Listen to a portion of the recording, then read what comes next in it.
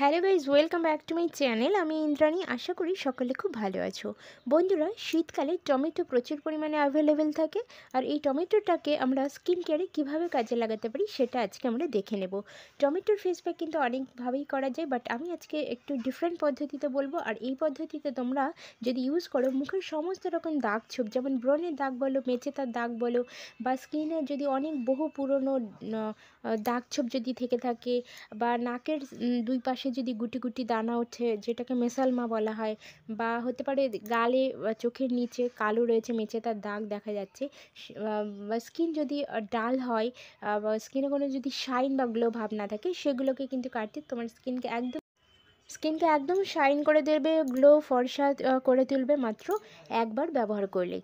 First ইউজেই কিন্তু তোমরা ডিফারেন্টটা লক্ষ্য করতে পারবে। তো বন্ধুরা, আমি ঠিক যেভাবে বলছি এভাবেই কিন্তু অ্যাপ্লাই করতে হবে, আর অন্যভাবে কিন্তু করবে না, আর পুরো সেম টু সেম ওই পদ্ধতিতেই করতে হবে।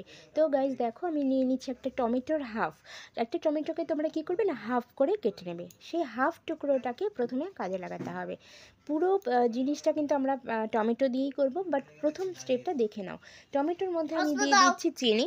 এভাবে চিনি দিয়ে রেখে দিতে হবে। চিনি তোমরা এখানে গোটা চিনিও নিতে পারো বা গুঁড়ো করেও নিতে পারো, তবে কোনো অসুবিধা নেই, যেহেতু জিনিসটাকে কিন্তু আমি রেখে দেবো, চিনিটা কিন্তু এমনি গলে যাবে। তার মধ্যে দেখো আমি নিয়ে নিচ্ছি কিন্তু হচ্ছে নারকেল তেল। নারকেল তেল তোমরা এখানে কিন্তু অবশ্যই ব্যবহার করবে, কারণ শীতকাল যেহেতু, তাই আমাদের স্কিনকে কিন্তু ড্রাইনেস থেকে, ড্রাই যে ভাবটা থাকে সেটা থেকে দূর করতে নারকেল তেল দারুণ কার্যকরী একটা উপায়। তো দেখো, আমি ফার্স্ট স্টেপটা করে নিয়েছি। এবার এই জিনিসটাকে আমি রেখে দিলাম। রেখে দিয়ে এবার একটা গোটা টমেটো আমি নিয়ে নিয়েছি। গোটা টমেটোটাকে ছোটো ছোটো টুকরো করে কেটে আমি সেটাকে স্ম্যাশ করে নিচ্ছি। এখান থেকে মেইন উদ্দেশ্য হচ্ছে আমার টমেটোর জুস বের করা, উইদাউট পাল্প, মানে পাল্প থাকবে না, সেরকম একটুখানি জুস নিতে হবে।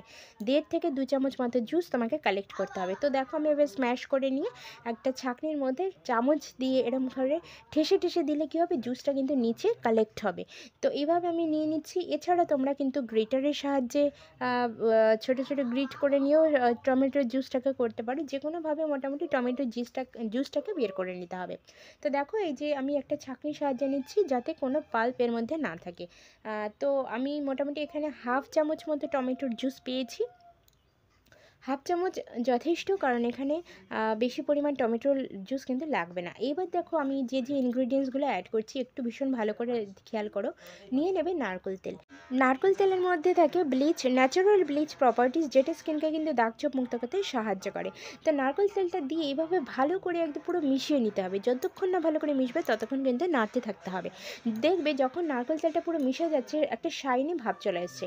এবার তুমি নিয়ে নেবে হচ্ছে অ্যালোভেরা জেল। এখানে অবশ্যই আমি প্রোডাক্ট অ্যালোভেরা জেলটা নিচ্ছি। এটা তোমরা কিন্তু পাতার যে অ্যালোভেরা, যেটা আমরা বাড়িতে সাধারণত দেখতে পাই, অ্যালোভেরা জেল, সেটাও কিন্তু নিতে পারো। যে কোনো অ্যালোভেরা জেল তোমরা এখানে নেবে। তো অ্যালোভেরা জেল অনেকে যাদের স্যুট করে না, তারা কিন্তু এখানে লেবুর রস নিতে পারো, পাতি লেবুর রস নিতে পারো। এবার যে ইনগ্রিডিয়েন্টসটা অ্যাড করছি, ভীষণই একটা দারুণ কার্যকরী একটা অ্যান্টি এজিং প্রপার্টিস রয়েছে, মধু। এই যে মধুটা, এটা কিন্তু আমাদের স্কিনকে কিন্তু রিঙ্কলস বা বয়সের ছাপ পড়তে দেয় না। তুমি যদি রেগুলার মুখে যদি মধুর ব্যবহার করো, শীতকালে বিশেষ করে স্কিনকে টান টান এবং মসৃণ নরম রাখতে কিন্তু মধু কিন্তু ভীষণ উপকারী একটা জিনিস, যেটা অবশ্যই তোমার মুখে কিন্তু লাগাতেই হবে।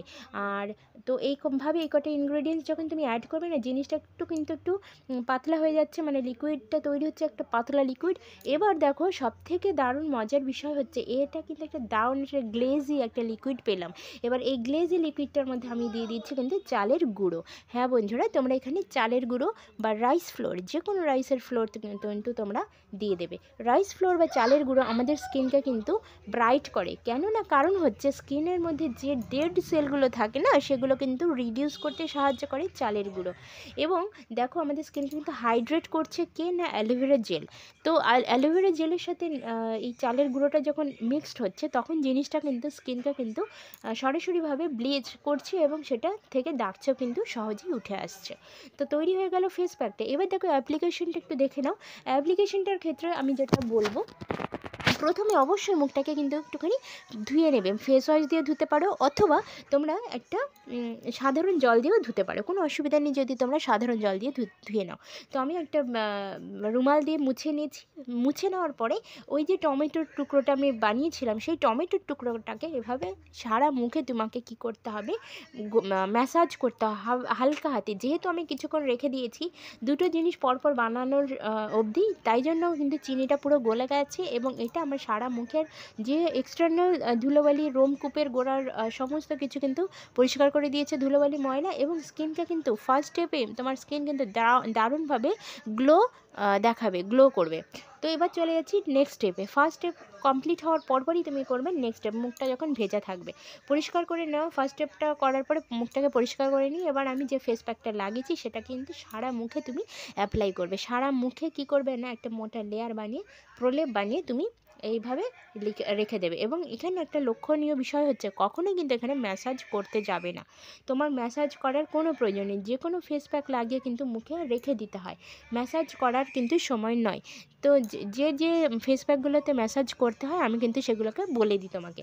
তুমি এখানে কি করবে, রেখে দেবে এবং 10 মিনিট পরে বা আফটার 10 মিনিটস তুমি কি করবে, মুখটাকে একটা ভিজে টাওয়াল বা রুমাল দিয়ে মুছে নেবে। আর সাথে সাথে দেখবে তোমার মুখে কিন্তু কত সুন্দর একটা গ্লো করছে, সারাদিনের ক্লান্তি চলে গেছে, ধুলো বালি ময়লা কালো দাগ যদি মুখে থেকে থাকে, এছাড়া দাগ ছোপ কিন্তু চলে যাচ্ছে। তোমাকে এইটা কিন্তু রেগুলার বেসিসে করতে হবে, তোমাকে অন্তত মাসে 3 বার তুমি এটা করো, যে কোনো 3 বার, সপ্তাহে একবার করে করো বা 7 দিন 8 দিন বাদে বাদে একদিন করে করো, মোটামুটি 3 বার তুমি অ্যাপ্লাই করো। আর তারপরে 1 মাস বাদে তুমি অবশ্যই আমাকে একটা কমেন্ট করে জানিও যে দিদি এই ধরনের ফল আমি পেয়েছি।